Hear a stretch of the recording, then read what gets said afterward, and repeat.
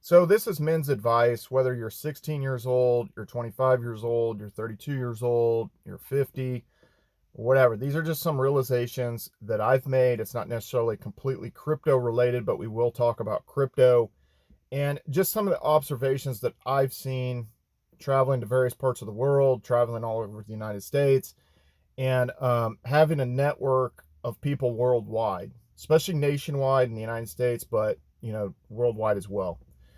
Now, first and foremost, it's becoming harder in the Western nations to sort of quote unquote level up. Because schooling and education is more expensive. And also, with all the inflation and everything, housing right now is more expensive. And this plays out over a long period of time. So it's going to take a significant fraction of your life for it to come back down to where maybe you can take positions in real estate that actually make sense and that you're not going to end up upside down and burn 10, 15, 20 years in a dead end. So first and foremost, I would say having various different goals. That could be vehicles, that could be a lifestyle, that could be the ability to travel. Um, that could be, just various different endeavors. You want to learn different trades or something, or, build certain things, have a yacht. It could be any of these. Because what I find out, and this is part of the reason why playing various sports over time, if I'm not training for a particular sport or I'm not training for a particular thing coming up, I definitely become more lackadaisical in the gym. Then I'm just kind of going through the motions. I don't really want to go when I have something coming up and it's like, I've got to be that dude. So having that in place is very, very, very important. And 95% of people have sort of lost this. And what you'll notice is like when you're younger and let's say you go into a work environment and you see these disgruntled employees, then it's just kind of off putting because you're like, wow, I don't want to be like them in 20 years. At one time, in a few of the corporate environments that I've worked in, I worked at John Deere corporate headquarters for a bit, and there was a lot of disgruntled employees. They did not seem to enjoy their life. They felt like they were stuck. And same thing at the University of Arizona. I worked there, and a lot of people just kind of were going through the motions. They didn't really kind of seem like that their dreams or ambitions were ever going to come true, and they were sort of just dead inside. I've seen this with a lot of people over time. And I've been fortunate enough to continue to press on, and even in situations where I'm like, man, this is not the best situation. It's like I've just had to have a hard talk with myself that I have to become better this year. I have to become better. And I just say at the end of last year, I was like, I'm going to have to become 10% better than I was in 2022. I'm going to have to become 10% better. If you guys are following me on Instagram, at Brian Phobos, I travel a lot. I go to a lot of places. I've done a lot of cool things. I've been a lucky man as far as that's concerned. But I was like, man, I'm going to have to be 10% better. And I'm like, this is damn near impossible. That's what I have to do. So it's just kind of keeping up that grind and having a goal in mind and like sticking to that. And a lot of people will fold. And a lot of success that you'll find out is actually being able to stick with something, and your capacity for your burnout rate is higher. The threshold is higher. Because what I've noticed in the gym, particularly, people's burnout rate is pretty quick. I mean, how many times do we see where they get a new membership for New Year's and then within a few days or a few weeks, they're done? That's it. They don't work out anymore. They gave up. Their burnout threshold was very, very kind of low. They just burn out right away. Same thing with business. I've been in crypto for 10 years, pretty much, almost since 2013, but it happened a little bit later in the year. So we're coming up on 10 years. And I've seen a lot of people come and go out of crypto. They gave up. They took a beating. They didn't come back. And then there's people that have kept going and kept going and kept going. And it's just like over time, you make certain realizations, and you keep learning, and you keep stacking that knowledge, stacking that knowledge. And that's very, very important to persevere through this. And with businesses, I've gotten burned out. I can certainly attest to that. And I would say a lot of these people that had certain success in business, various avenues, that their burnout threshold was pretty high, and they kept going, they kept going. And even when they were like, this is not really what I thought it was going to be, or this is taking longer, they kept going, and they kept going, and they kept going. And then it got to a point where it was self-sustaining, or it got past a certain threshold. So your burnout rate is a very big indicator of success. Also, having mentors and keeping a pulse on the younger generation, keeping a pulse on the older generation and the younger generation. And even though we might say that, okay, things are going off the rails, and I've had to check myself. I say, well, is that because I'm getting older? And like, let's say the older generation, it's like, let's say the baby boomers, they felt like the millennials had went off course, and then it's like millennials think that Gen Z has gone off course, and everything's gotten weird. Um, I would say for the most part, there's a resounding, thought process that in the United States that we're kind of swirling the drain in some respects, and that kind of the heyday's over.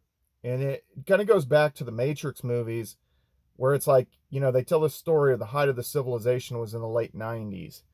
And then, when you think about that, and that all these things have repeated themselves as you watch the Matrix movies, it's repeated itself over and over again. And then you start to kind of realize, man, that is just so analogous to real life. Things repeat themselves, patterns repeat themselves, both in investments, whether that be in real estate, crypto, the stock market, patterns repeat themselves. And then just in human nature, just the same psychological ploys work over and over and over. How many times has somebody came up with some kind of t-shirt company or some kind of clothing company? You had like Under Armour, and they came out, and they kind of stole some thunder from Nike and Adidas.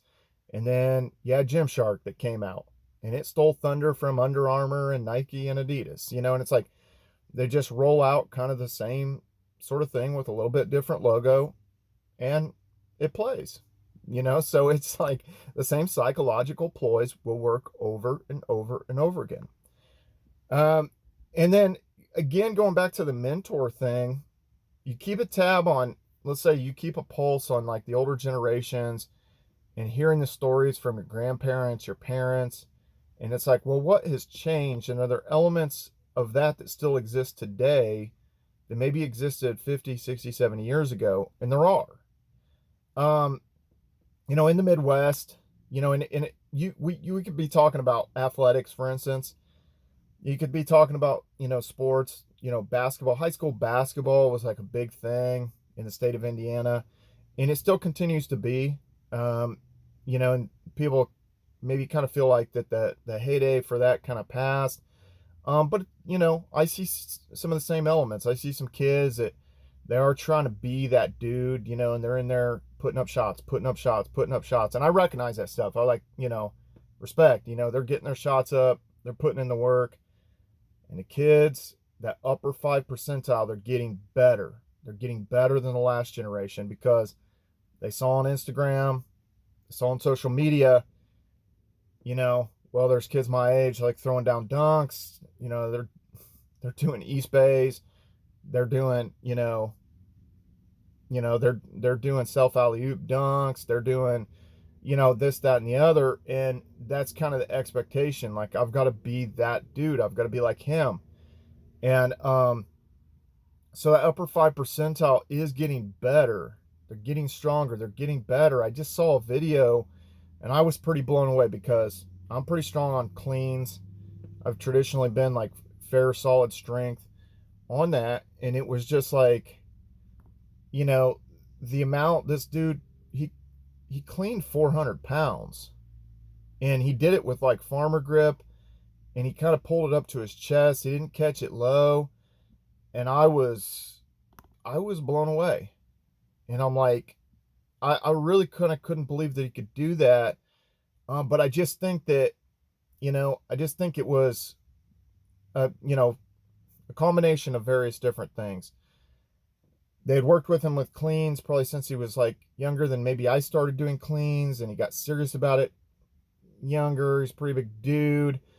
All these kind of things sort of, ended up kind of stacking up to where then he was lifting more weight, and people traditionally would consider, myself being fairly strong on cleans for what it was and what form I was using. So, you see these different things, and you're like, okay. Another thing that I've seen is there's more women that are able to put down dunks now than there were even 5 years ago. So the males are getting better, but then you're seeing these females suddenly, you're starting to see more and more of this where, okay, now they're starting to put down these dunks. Now, it might not be as obviously impressive as some of the dunks that the professional dunkers or the men are doing, but by all means, like, let's say you go back 10, 15 years ago, you really didn't have any chicks dunking. That just didn't kind of exist. There was some chick way back, there was these old like videos of some chick that dunked in a college game in the 80s or something. And it was almost like, they would kind of have to replay that because there weren't new chicks dunking. Now I'm seeing these chicks putting down, legitimate dunks. Now again, they're taller. They're not short, but there was a chick that was in high school, and I think she ended up going to Stanford a couple years ago, and she was only about 6'1", and she had figured out the form to be able to dunk in game, and I was impressed. And it's not one of these trans chicks or none of that kind of thing. It was a legitimate chick. So you kind of see the bar keeps getting raised, and then you're seeing the bottom 95% of people sort of just falling away. So you have to decide, at this point, are you going to be one of those upper 5 percentile who's going to succeed, or are you just going to fall away like this 95%, and you're essentially just going to give up and say, well, it's not worth it. So, in the past, it was a lot easier to meet the bare minimum and to sort of not have to be this kind of like whatever Herculean figure, put in this Herculean effort to sort of be something. But now it's just becoming that much harder. The competition becomes more global. Think about the time of Geronimo. He was probably traversing modern day New Mexico, maybe a little bit of kind of, northern Mexico, modern day Mexico right now, and then all over in Arizona. And that was kind of his range, and that's where he traveled around. And now it's like, well, okay, we can go coast to coast. I went coast to coast in 2022. Go to other countries. You're half the world away. You're over in Thailand. You're in Australia. You're here. You're there. And that's your range. And that's your network. So it really is that the world has become more global, but with that, there's more competition. There's more perceived competition. These women, let's say, for instance, on Instagram and stuff, they have all these perceived options, whether they're real or fictitious. I got this chick that's always like, liking all my stories and stuff. She lives in Italy. We never got to meet when I was in Miami. It's just absurd. These women are tying up mental energy on dudes they've never met that are half the world away. And, it's yet to be seen, if I end up meeting her at some point. But that being said, I just see this coast to coast. That is your competition, and that's what you're up against. So, tapping into building your network, having this kind of legion of experts. And I've got a friend Bryce that's in Texas. He's done a really, really good job at this. I'm kind of his crypto guy. Other guys are more of his car guys. He's pretty big in real estate. He's got other guys that are keeping a pulse on real estate in different areas. So he's got this like legion of experts like all across the country and then other parts of the world as well. And he's always able to keep a pulse on different things that are happening and what they're seeing. And they're kind of accumulating the information for him and then giving him kind of a summary. And you can always do the same thing. And then obviously, like, we can do this online as well through YouTube channels, through different learning and stuff like that. and it's going to become a lot more competitive. It's not going to get easier in the next 5 or 10 years, because even in the past, people saying, well, these manufacturing jobs are being taken away by these robots that could weld or this or that. Now, obviously, with AI, that's going to take a lot of coding positions. Someone who knows how to program, they can do the work of maybe 4 or 5 different people at this point. Um, Copywriters, different people who are blogging, this kind of stuff. A lot of this stuff can be pumped out through AI, and the content, it's going to be that much harder to stick out in the next 5 or 10 years. It's going to be that much harder to stick out. So as far as investments, as far as having success, having time freedom, having success with women, what is that going to take? You're going to have to do more. You're going to have to do more than the previous generations. And where's your time best spent? Well, in my opinion, and I found this out a long time ago, that the stock market is not it.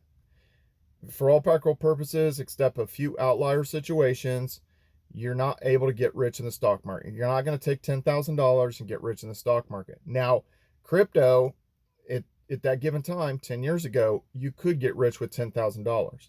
At this point, it's going to be very hard. It could happen, but it's going to be a lot harder to do that, because as markets kind of evolve and as they mature, it's going to be harder and harder to meet those multiples.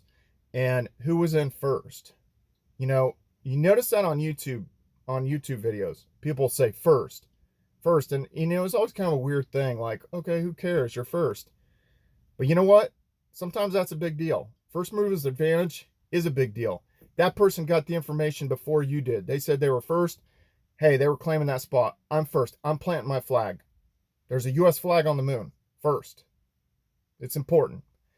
Anyway, guys, for more information about the crypto markets, overall economy, and just different advice, follow me at Brian Phobos on all platforms: YouTube, Instagram, Steemit, Twitter, Hive, subscribe.